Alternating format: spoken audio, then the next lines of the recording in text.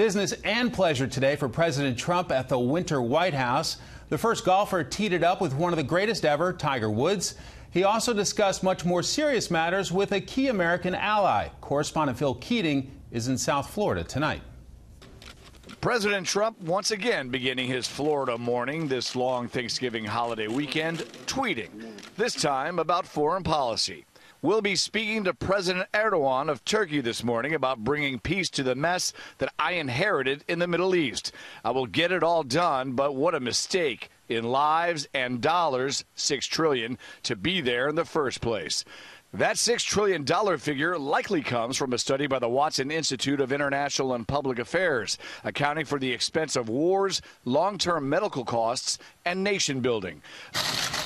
According to the Turks, President Erdogan and President Trump discussed recent developments in Syria, bilateral ties, and a summit in Russia's Sochi. Foreign policy analyst Walid Faris says the Middle East is significantly changing, a different region for the Trump administration to work with.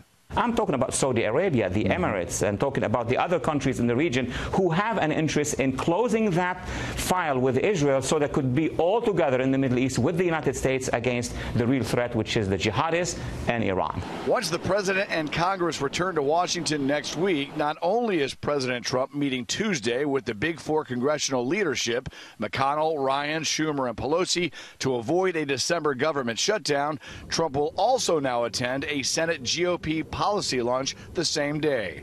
And before the night of Thanksgiving had passed, President Trump again showed no thanks for Obamacare, tweeting out one final Thanksgiving dig.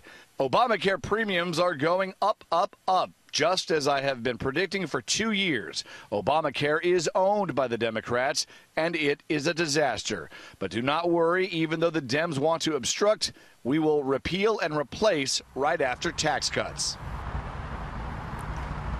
And there is some pleasure on this White House-described working vacation, and today it happened about 30 miles north of here at the Trump National Golf Club in Jupiter. And what a foursome it was on the links. President Donald Trump golfing with Tiger Woods, Dustin Johnson, the current #1 in the world, as well as PGA pro Brad Faxon. The White House would not let the media shoot any of it, so in the end we have no idea who had the lowest score, but we can probably surmise who did not. Mike. Phil, you didn't get to drive the cart? They wouldn't let me. Our Phil Keating live tonight in South Florida. Phil, many thanks.